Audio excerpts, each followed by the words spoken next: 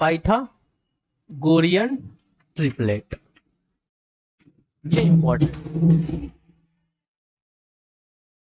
हमको डरा ही दिया। तो पाइथागोरियन ट्रिपलेट क्या होता है वो समझेंगे। इससे पहले हम लोग पाइथागोरस थ्योरम के बारे में समझेंगे। तो ठीक है, तो पाइथागोरस जी एक बहुत महान मैथमेटिशियन थे ग्रीक के, ठीक है।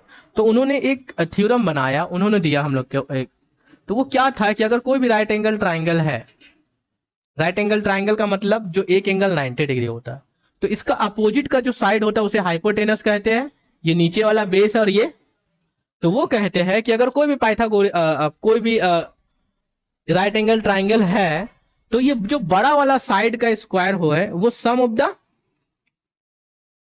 परपेंडिकुलर एंड बेस का स्क्वायर होता है।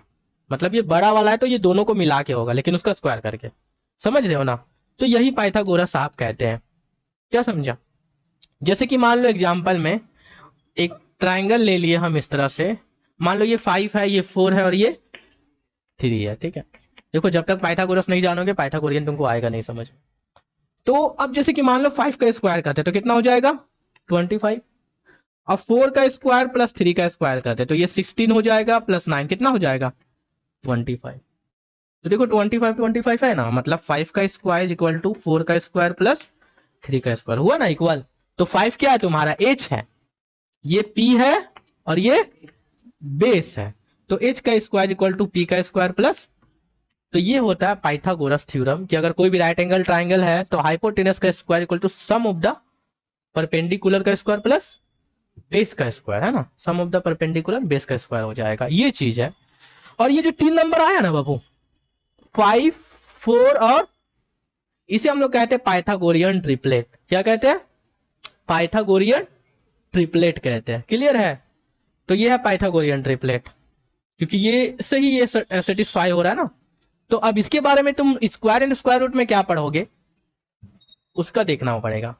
तो देखो 3 पाइथागोरियन ट्रिपलेट होता है, एक होता है 2m, एक होता है m का स्क्वायर माइनस 1 और m का स्क्वायर प्लस 1, ठीक है। और ये सबसे स्मॉलेस्ट नंबर होता है। क्या होता है?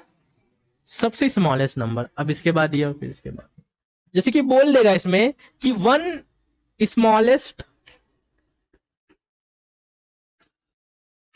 पाइथागोरियन ट्रिपलेट है,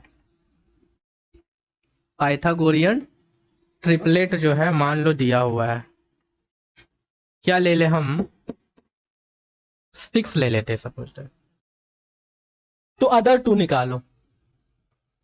क्या निकालो? अदर 2 निकालो। तो वो क्या करेंगे, हम क्या बोले, ये सबसे छोटा ध्यान रखना। तो 2m इज इक्वल टू क्या हो जाएगा 6, और m का वैल्यू हो जाएगा 6/2 बोले तो 3, तो m का वैल्यू कितना आ गया 3। तो एक निकाले हम लोग m स्क्वायर माइनस 1, तो 3 का स्क्वायर माइनस 1 कितना हो जाएगा 9 माइनस 1 बोले तो 8, और दूसरा क्या हो जाएगा m का स्क्वायर प्लस 1, तो 3 का स्क्वायर प्लस 1 कितना हो जाएगा 9 प्लस 1 बोले तो 10। मतलब एक दिया हुआ था उससे हम लोग 2 निकाल लिए, 8 और 10, है ना, और एक तुम्हारे पास दिया हुआ था तो एक से 2 निकाल लेते हम लोग। तो 6 8 और 10 ये पाइथागोरियन ट्रिपलेट हो गया। तुम इसको चेक भी करोगे तो हो जाएगा, जैसे कि ये सबसे बड़ा है ना, तो 10 का स्क्वायर करेंगे तो कितना होगा 100, और ये दोनों का स्क्वायर करते हैं 6 का स्क्वायर प्लस 8 का स्क्वायर, तो 6 का स्क्वायर 36 और 8 का स्क्वायर 64, तो कितना हो जाएगा 100 हो गया ना। तो पाइथागोरियन ट्रिपलेट तुमको बस ये याद रखना कि 2m m स्क्वायर माइनस 1 और m स्क्वायर प्लस 1 होता है, और ये सबसे छोटा नंबर है, और ये गिवन रहेगा तो m का वैल्यू निकाल करके इसमें पुट करेंगे, और इसमें पुट करके हम लोग को अदर 2 जो पाइथागोरियन ट्रिपलेट है वो मिल जाएगा। ठीक है, समझ आई बात? तो यही होता है पाइथागोरियन ट्रिपलेट, ठीक है ना। और तुम प्रैक्टिस करोगे क्वेश्चन तो तुमको सारा समझ में आ जाएगा। बनाओ, इसे क्वेश्चन पूछता ही पूछता है।